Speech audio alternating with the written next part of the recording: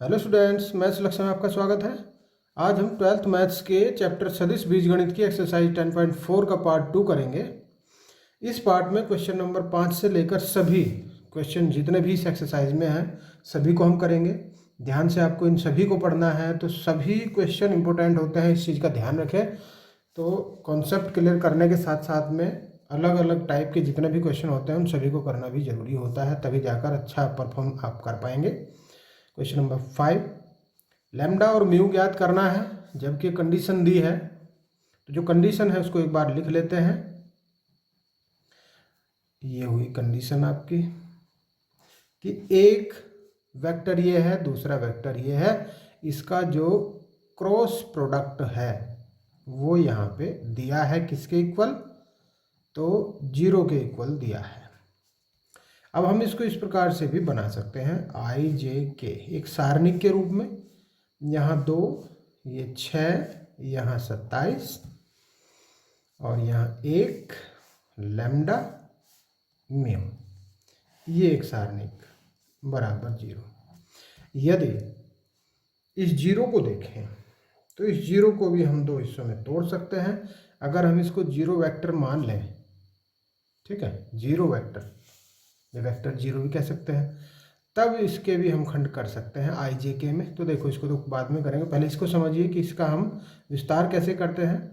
तो आई in bracket इसको छोड़ेंगे, 6 की म्यू में गुणा 6 म्यू माइनस 27 लैम्डा, फिर माइनस जे, इसको 2 म्यू माइनस 27 एकम 27, फिर प्लस के, इधर इसको करेंगे 2 लैम्डा माइनस 6 बराबर। ये जो 0 वेक्टर है इसको अगर हम 0i plus 0j plus 0k मान लें तो क्या होगा, यहाँ से हम तुलना कर सकते हैं।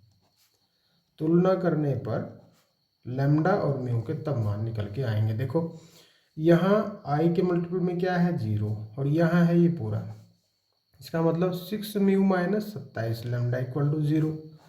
फिर देखो j का यहाँ गुणांक क्या है, तो माइनस 2 म्यू माइनस 27 और बराबर यहाँ j का है 0।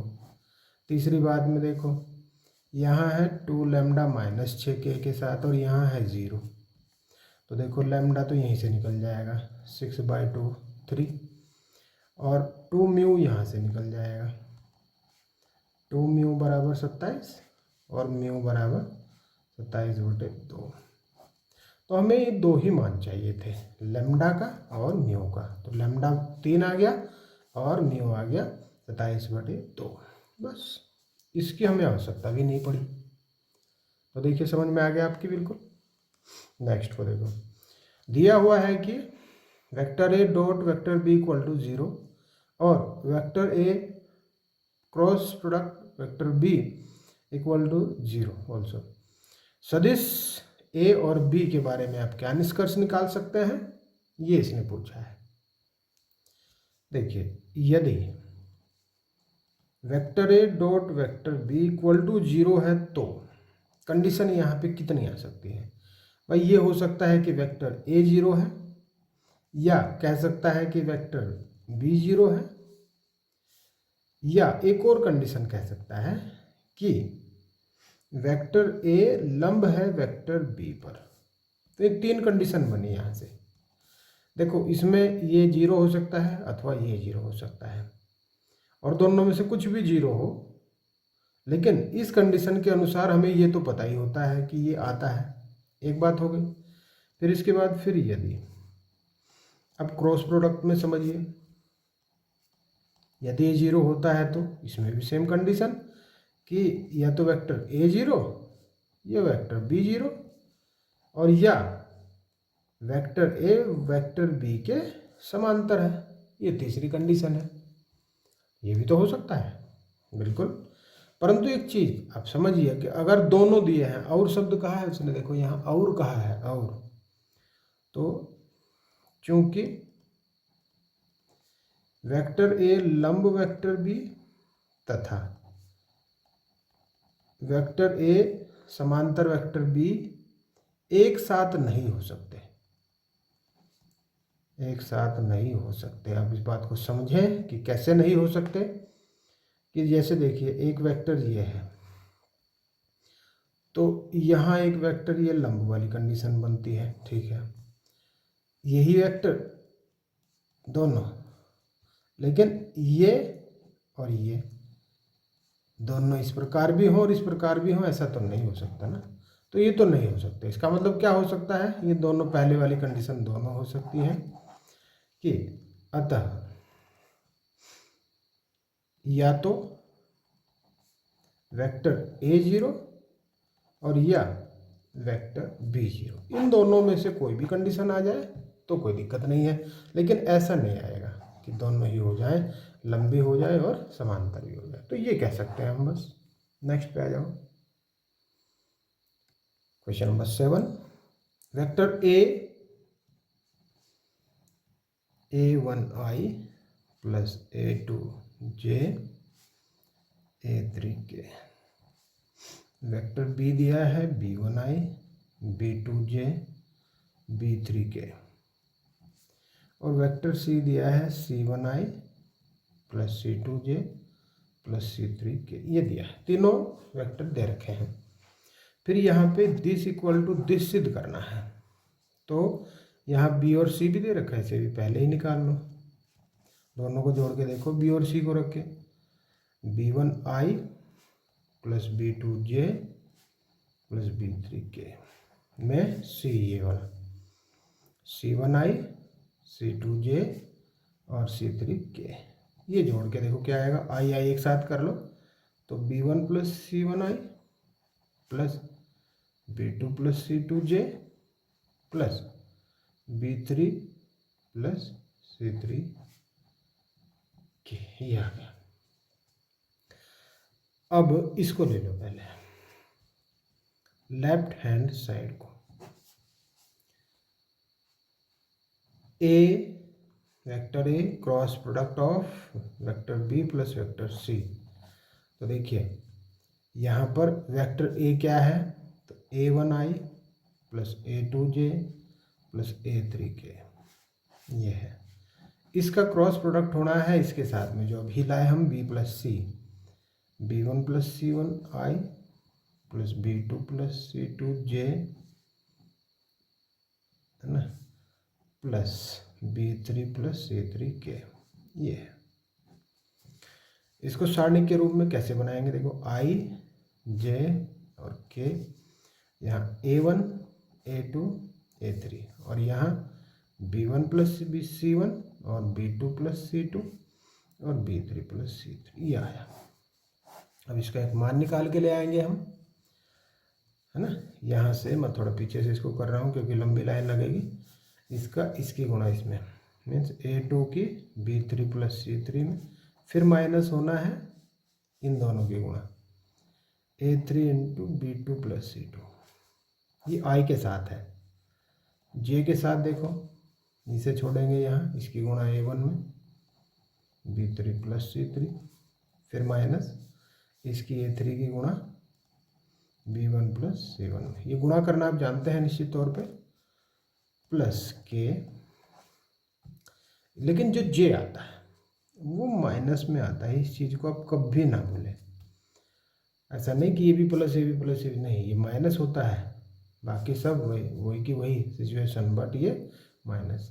k को देखो, यहाँ इसकी गुणा इसमें a1 b2 plus c2 minus a2 into b1 plus c1, ये होगा। अब चाहे तो इसको यहाँ भी छोड़ के चल सकते हैं, नहीं तो थोड़ी सी और भी गुणा इसमें की जा सकती है। देखो i a2 b3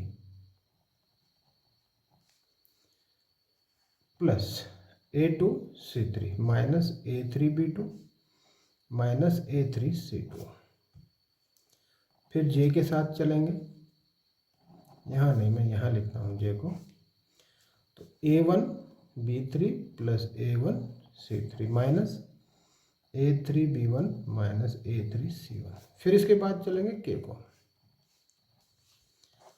के को देखो A1 अंदर गुणा कर रहा हूँ बस, उससे ज़्यादा कुछ नहीं, भले ही थोड़ा सा लेंथी चल रहा है क्वेश्चन और हो भी जाएगा, लेकिन ऐसा कोई दिक्कत ये नहीं करने वाला।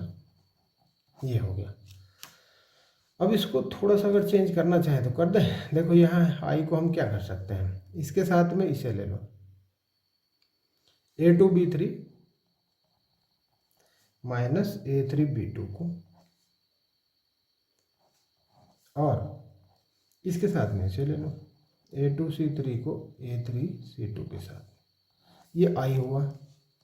जे को भी कुछ ऐसा ही चेंज कर लो, A1B3 के साथ A3B1 और A1C3 के साथ A3C1, के साथ भी ऐसा ही कर लो कि भाई यहाँ देखो यहाँ A1B2 के साथ A2B1, A1C2 के साथ A2C1, ये हुआ। आई जे के तीनों आ गए। अब हमें चलनी है राइट साइड पे। क्या हम इसी की फॉर्म में उसको भी ला सकते हैं? तो देखते हैं। राइट साइड में ये लाना है ए और बी का देखो, ए है A1I plus A2J plus A3K और B1I plus B2J plus B3K, ये हुआ। प्लस एक तरीका और भी है इसका कि अगर अलग अलग से कर लें पहले, भाई ये लाना है ना हमें, तो इसे फिलहाल यहीं स्टॉप कर दें और इसको अलग से निकाल दो, तो फिर ये आएगा, क्योंकि ज़्यादा लंबा हो जाएगा अगर एक ही लाइन में कर देंगे। देखिए I J K A1 A2 A3 B1 B2 B3, ये आया। तो ये यहाँ से हो जाएगा, आई लो बाहर A2B3 minus B2A3 minus J A1B3 minus A3B1 और K के साथ A1B2 माइनस A2B1, ये आया। अब देखो A और C को देखिए, इसका मतलब A1I A2J और A3K, ये आएगा C के साथ। अब means C1I plus C2J plus C3K। सारणिक के रूप में कैसे लिखें? I J K A1 A2 A3 C1 C2 C3। देखिए आई लो, इसकी गुणा A2C3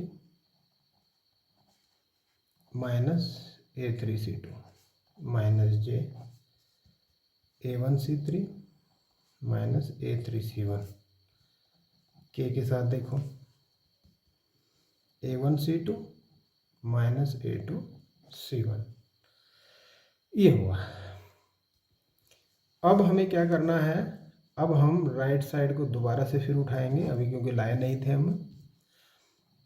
ए और बी का प्रोडक्ट में बी और ए और सी का प्रोडक्ट जोड़ेंगे, तो वो था I into A2B3 minus B2A3 minus J A1B3 minus A3B1 के A1B2 माइनस A2B1, और ये आया है A2C3 minus A3C2 J A1C3 minus A3C1 plus के A1C2 माइनस A2C1, ये होगा।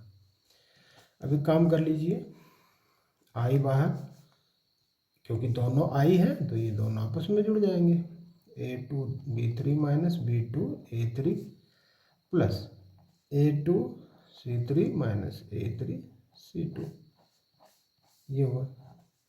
फिर J के साथ माइनस का A1B3 minus A3B1 plus A1C3 minus A3C1 के A1B2 minus A2B1 plus A1C2 minus A2C1। देखो जरा पीछे मुड़ के कि क्या ये लेफ्ट साइड लेके आ गए। हाँ तो बिल्कुल सही, ये लेफ्ट साइड लेके आ गए। लेफ्ट और राइट आपस में दोनों बराबर हो गए। क्वेश्चन नंबर नेक्स्ट पे आ जाओ। क्वेश्चन नंबर 8, यदि वेक्टर ए 0 है, वेक्टर बी भी 0 है, तब वेक्टर ए और बी का क्रॉस प्रोडक्ट 0 होता है। क्या विलोम सत्य है, ये चीज़ बतानी है।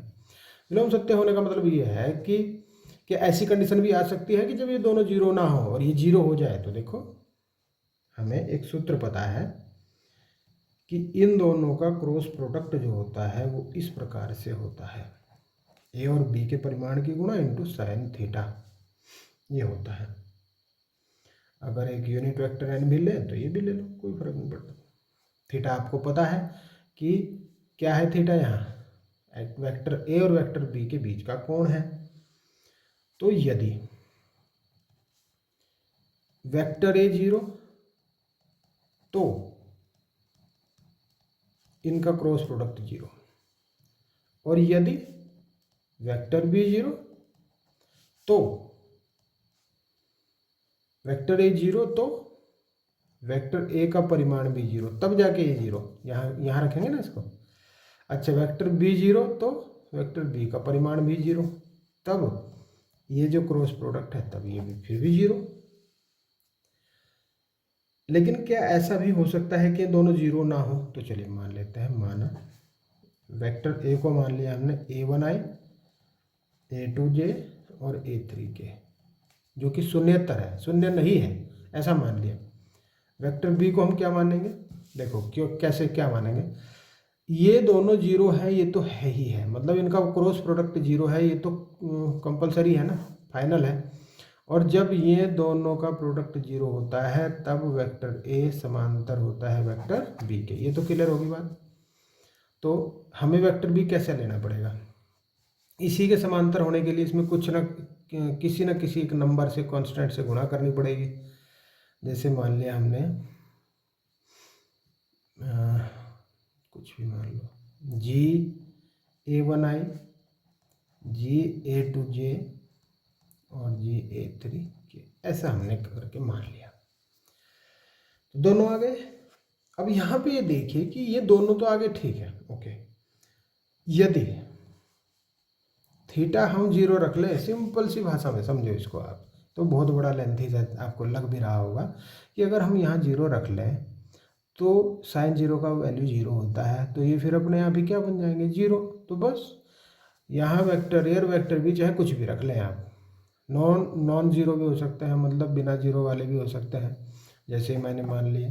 तो थीटा 0 होने से फिर भी 0 हो जाएंगे, भले ही ए का परिमाण कुछ भी हो, बी का कुछ भी हो।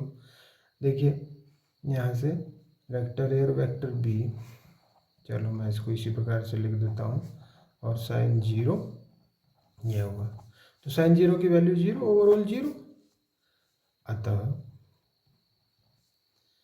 जब vector A is not equal to 0, vector B is not equal to 0, तब यदि थीटा 0 हो तो वेक्टर ए और वेक्टर बी का क्रॉस प्रोडक्ट फिर भी 0 ही होगा।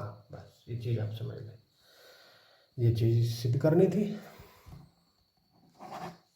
नेक्स्ट क्वेश्चन नंबर 9, एक त्रिभुज का क्षेत्रफल ज्ञात कीजिए जिसके शीर्ष दिए हैं ABC। देखिए यहाँ से मैं वेक्टर AB ज्ञात करूँगा, तो ये हो जाएगा OB माइनस OA। OB है 2i 3j और 5k minus ij 2k, ij 2k। 2 में से 1 गया, 1 i बचा, 3 में से 1 गया, 2 j बचे, 5 में से 2 गए, 3 k बचे, ये बचा। अब AC ज्ञात कर लो, वेक्टर AC, तो OC माइनस OA आ जाएगा। OC क्या होगा? ये 1 5 5 मीन्स i 5j और 5k, OA i j और 2k। यहाँ तो आई बचा ही नहीं, जे बचे 4 और के बचे कितने 3। ये हुआ। यदि हम इन वेक्टर्स के क्रॉस प्रोडक्ट निकाल दें, क्योंकि हमें त्रिभुज के क्षेत्रफल में इसकी जरूरत पड़ेगी, क्योंकि हमें पता है कि सूत्र ये होता है, ये होता है सूत्र, तो बस फिर क्या दिक्कत है। ये हो जाएगा आई जे के सारणी के रूप में लिखा जाएगा। यहाँ इसका गुणांक 1, यहाँ 2, यहाँ 3, यहाँ तो 0 और यहाँ 4 और यहाँ 3। ये भी चीज ध्यान रखें कि 4 3 0 मत कर देना। पहले देखें कि आई क्या है, तो 0 है, जे 4 है और के 3 है। तो इसका मान यहाँ से क्या आएगा, देखो ये हो जाएगा 6 - 12। इसमें देखो 30 3 - 0 और के में 4 - 0, तो ये हुआ -6i -3j +4k। अब अगर हम इस क्रॉस प्रोडक्ट का परिमाण ज्ञात कर दें तब बात बन जाएगी, क्योंकि हमें त्रिभुज के क्षेत्रफल में इसकी आवश्यकता पड़ने वाली है। तो -6 का वर्ग -3 का वर्ग और 4 का वर्ग जुड़कर वर्गमूल हो जाएगा, तब इसका परिमाण आ जाएगा 36 9 16। जुड़कर आएंगे वर्गमूल 61 इतने। अब हमें चाहिए त्रिभुज का क्षेत्रफल। त्रिभुज का क्षेत्रफल निकालने के लिए 1/2 ए बी और ए सी के प्रोडक्ट का जो परिमाण आया है उसकी गुणा, तो 1/2 गुणा √61 या √61/2 वर्ग इकाई, क्योंकि क्षेत्रफल की जब भी बात होती है तो मात्रक वर्ग इकाई में आता है। बस ये आंसर बन गया। तो बहुत आसान सा सवाल है, आपकी समझ में आया होगा। बिल्कुल। नेक्स्ट पे चलते हैं। क्वेश्चन 10, एक समांतर चतुर्भुज का क्षेत्रफल ज्ञात करना है जिसकी संलग्न भुजाएं ये हैं। इसमें यदि हम क्रॉस प्रोडक्ट ज्ञात कर लेंगे इन दोनों वेक्टर्स का, तब उसका परिमाण आंसर आ जाएगा, क्योंकि समांतर चतुर्भुज का क्षेत्रफल का जो सूत्र होता है वो आपके याद हो ही गया होगा। नहीं हुआ है तो उसको भी कर ले। देखो क्या है, ये होता है, बस इसका परिमाण निकालना है और आंसर आ जाना है। ये होता है सूत्र सीधा सीधा क्षेत्रफल का। तो देखिए वेक्टर ए और वेक्टर बी का पहले तो क्रॉस प्रोडक्ट निकालिए। आई जे के 1 -1 और 3, यहाँ 2 -7 और 1, ये होगा आई -1 और -21। यहाँ देखो 1 -6, यहाँ देखो इसकी गुणा -7 और -2। देखो ये बने 21 में से गया 20 आई, और यहाँ 6 में से माइनस के 5 बचेंगे, -5 माइनस प्लस के 5 जाए, यहाँ -7 + 2 -5 बचेंगे। अब हमें क्या करना है, अब हमें करना है इसका परिमाण 20 का वर्ग 5 का वर्ग -5 का वर्ग 425 25, ये होंगे 450। 450 का क्या होता है, तो इसको दो खंड बना सकते हैं। 225 × 2, 225 बाहर 15 के रूप में निकलेगा वर्गमूल के रूप में, और √2 रह जाएगा। अब हमें चाहिए समांतर चतुर्भुज का क्षेत्रफल बराबर वेक्टर ए और वेक्टर बी का क्रॉस प्रोडक्ट का परिमाण जो भी आएगा, देखो हमने निकाल के रख लिया है, तो इतने वर्ग इकाई आंसर आ जाएगा। बस हो गया सवाल। नेक्स्ट पे आओ। मान लीजिए सदिश ए और बी इस प्रकार है कि वेक्टर ए 3, वेक्टर बी का परिमाण √2/3 और वेक्टर ए वेक्टर बी का जो क्रॉस प्रोडक्ट है एक मात्रक सदिश है। यदि क्रॉस मीन्स वेक्टर ए और वेक्टर बी के बीच का कोण क्या होगा बताना है। तो देखिए वेक्टर ए का परिमाण 3, वेक्टर बी का परिमाण √2/3, vector A cross product vector B का मात्रक सदिश का मतलब 1, इसका परिमाण आएगा। अब हमें ये पता है कि इनका जो क्रॉस प्रोडक्ट होता है वो ए के परिमाण गुणा बी का परिमाण गुणा sin थीटा के होता है, और यूनिट वेक्टर भी मान लो तो वैसे तो मान 1 होता है, इसका कोई फर्क नहीं पड़ेगा। इसका मान 3, इसका मान √2/3, यह है sin थीटा 1, 3 से गया 3, और ये हुआ √2 sin थीटा। तो यहाँ से देखिए इसका जो परिमाण है वो है 1, तो इसका मतलब √2 sin थीटा 1, तो sin थीटा बराबर कितना 1/√2 और 1/√2 sin 45 का मान होता है, यानी कि π/4 का, तब थीटा यहाँ से π/4 आ जाएगा और आपका जो आंसर है वो बी बन जाएगा। तो देखिए ऑप्शनल क्वेश्चन है, ऑप्शनल बहुत आते हैं एग्जाम में आजकल। नेक्स्ट पे आ जाते हैं। एक आयत के शीर्ष दिए हैं, ए दिया है -i + 1/2j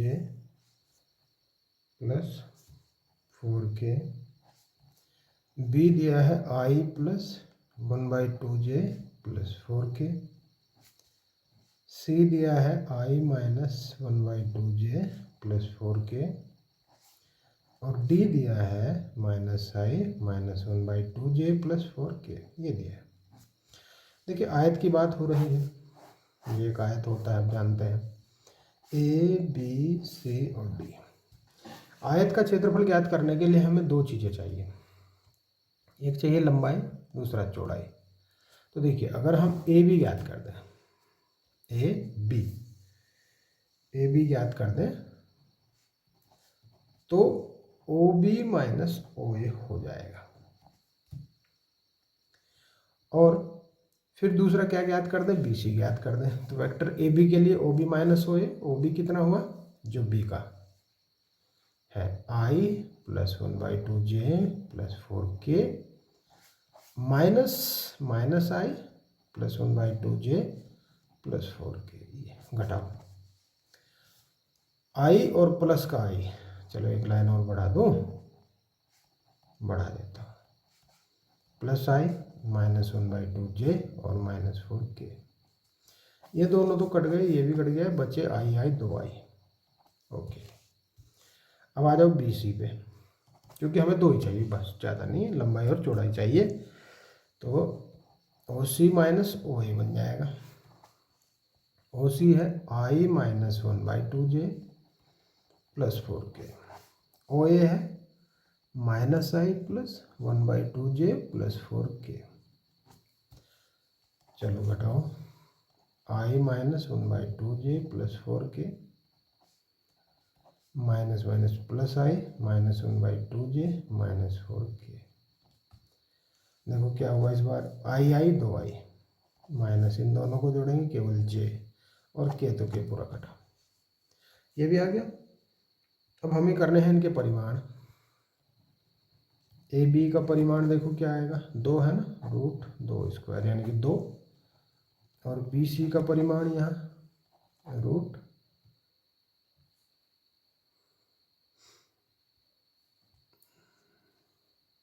देखो एक चीज़ गड़बड़ हुई कि बी सी निकालने के लिए ओ सी माइनस ओ बी चाहिए था, और हमें यहाँ बी का रखना था +i +, बाकी तो ठीक है, लेकिन ये माइनस आके फिर ये कट जाना था, तो ये तो रहेगा ही नहीं, -j आएगा, इसका मतलब -1 का वर्ग 1, ये हुआ।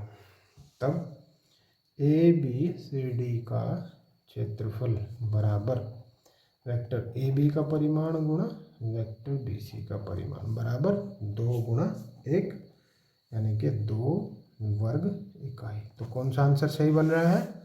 2 सी ऑप्शन बिल्कुल सही है। तो देखिए क्वेश्चन 12 के 12 हो गए, पूरी एक्सरसाइज हो गई।